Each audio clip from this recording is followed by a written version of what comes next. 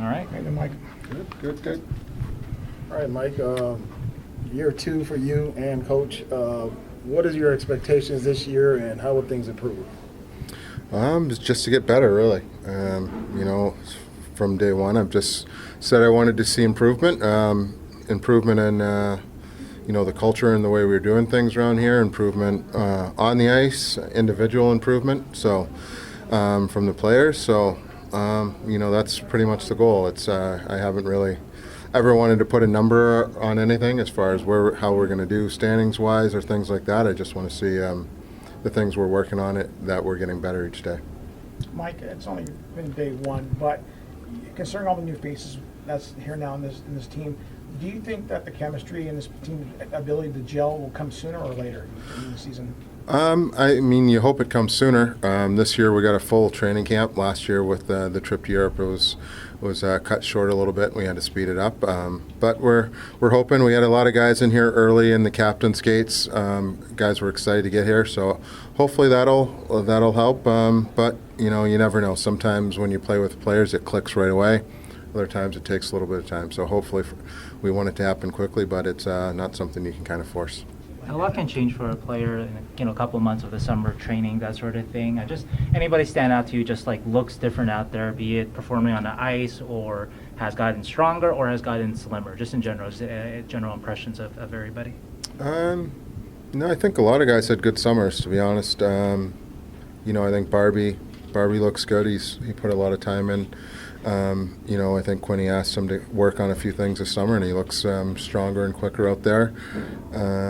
Nikki Knizhov, I think, looks more confident. Having all the injuries he's had over the last couple of years, I think him having a full summer of training has helped him. He looks good. And then I'll also add Nikita Okdiuk in there, we didn't get to see at the end of the year through injury, but it's good to see him skating the way he was skating today. He looks healthy and confident as well. So a lot of guys had good summers, and those are a few that kind of jumped a little bit today. Like I know you said you don't want to put a number on sort of win-loss total, but what does success look like for you this year? What does progress look like as you go from year 1 to year 2 here? It's similar to what I said. It's players getting better, us playing better as a team consistently throughout the year. I know it's something Quinny and the staff has addressed being better defensively and things like that. We had a lot of defensive breakdowns that cost us games last year, so being better defensively. But just getting better. It's when I was playing, everyone it was kind of said that the league wasn't a developmental league, but now it's kind of shifted, so we have to hopefully see guys improve and develop a little bit at the NHL level, and for us that's a win, and hopefully by doing that we'll get a few wins along the way. So Mike, this time last year it was a lot of celebration for the historic moment for you. How does it feel now that a year's gone by? Do you feel like it's easier now to do your general managing? It's not easier, no.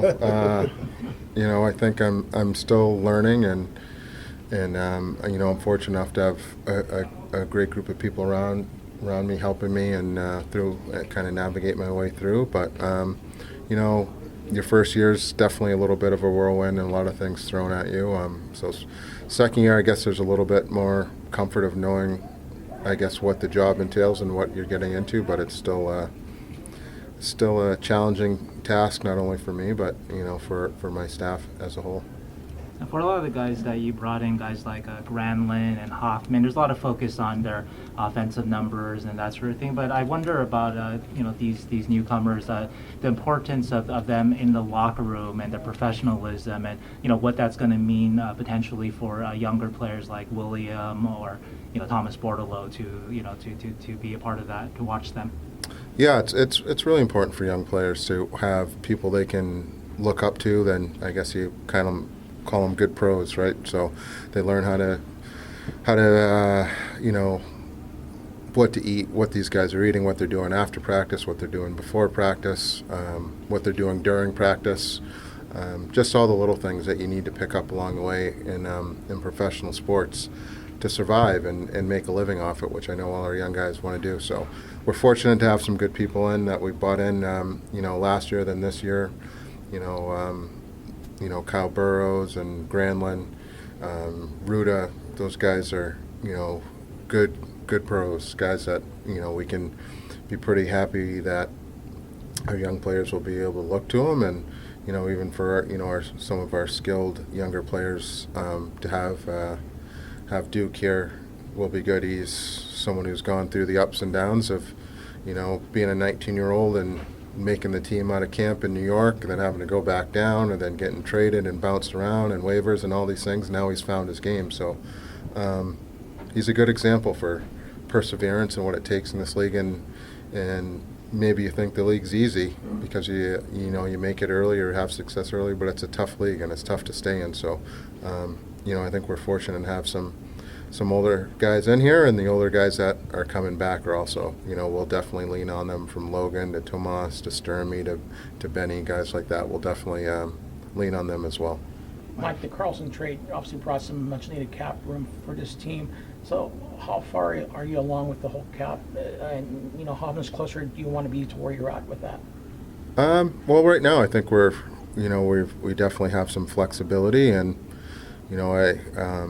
part of the deal was to be able to have the ability to maybe take advantage of a situation if it arises where a team's in cap trouble and they need to, maybe move a player to free up some cap space. Now we can be one of those teams that, that club will reach out to and see if we can help them out, and by doing that, maybe we can, get a prospect or a young player or a pick back in return. So it's nice just to have that option available to us. Mike, obviously, like you talked before, there's a lot of roster churn, obviously, from last season. There's the potential that exists to go into next year with a lot of new faces as well. I mean, does there come a point where maybe you start wanting to sort of re-sign some of these guys, and does it make sense to extend a Duclair or a Bonov when maybe you're in the middle of a plan that is more of a long-term type situation? I mean, how do you kind of look at those UFAs, I guess? Yeah, I mean, we'll look at them all individually, but no, you're right. There's definitely some merit into thinking about extending those guys, and having them around here. We'll definitely keep an eye on how they're fit in with the group, and if they're doing the things that we want, culture-wise in here, and being examples like we talked about earlier. It's definitely something that's on the table. As we kind of transition here, like you said, we got a lot of UFAs, and we have some young guys that are kind of knocking on the door, and one of these years these guys will be ready to play, and we'll be a young team, but we're also going to need some vets around them to like we said, show them the way and show them how things are done, and support them on the ice and off the ice. You don't want to have these young guys come in and all of a sudden we're like, all right, you got to score such a goals for us, you got to be power play one. It's a lot. It's hard enough just to stay in the league and kind of find your way so we don't want to dump all the responsibility on these kids when they are ready. When do you hope to kind of come out of this, I guess, the rebuild, if you want to use that word? It's tough to kind of put an exact time frame on it. I think our young players will determine a lot of that. I think it's a good experience for them at camp now. For the first-time guys like Casper and Luca and Quentin. So once those guys, and from the Gushkins to the Coes to the Bordelos, Makmadulin, all these guys, and then you look at the Cam Lunds and Bystad and Havlet and Will Smith. There's a lot of young players that we're really excited about, but we don't want to rush them. But when they're ready, I think that's kind of when we'll start looking, hopefully, to turn the page and start pushing this thing forward and becoming a Stanley Cup contender again. Mike, there's a big game here in Santa Clara County in a couple hours. Are you living here now? Are you a 49ers fan, or your brother's over in Miami? Oh, come on. You're a Miami fan. Come on. You're being recorded now. Yeah, I know. It's Dolphins all the way. Dolphins all the way. Yeah. I understand. Yeah, I'll take a Dolphins 49ers Super Bowl. That'd be good. How about that? I think it would be. Talked a little bit. I mean, I think we asked you this before about Logan.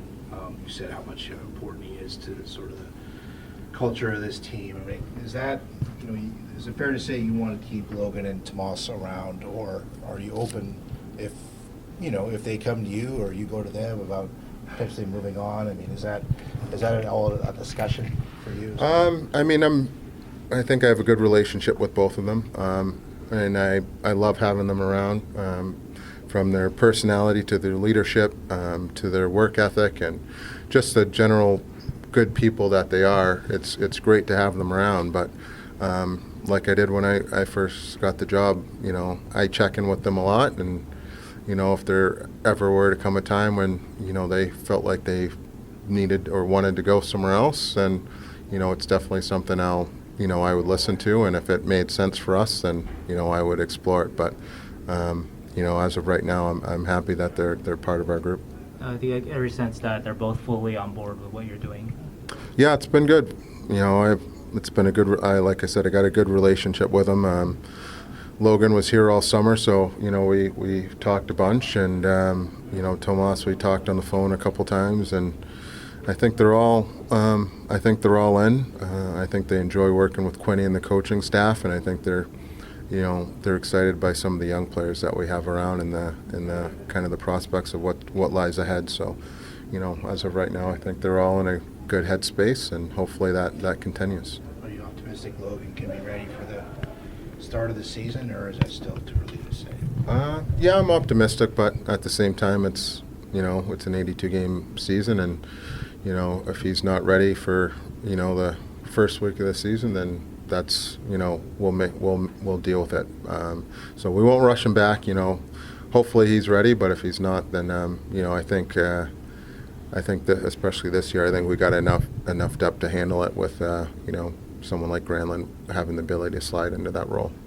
Do you have enough puck moving in the back end right now? Obviously with Eric gone, but just by committee, do you have enough?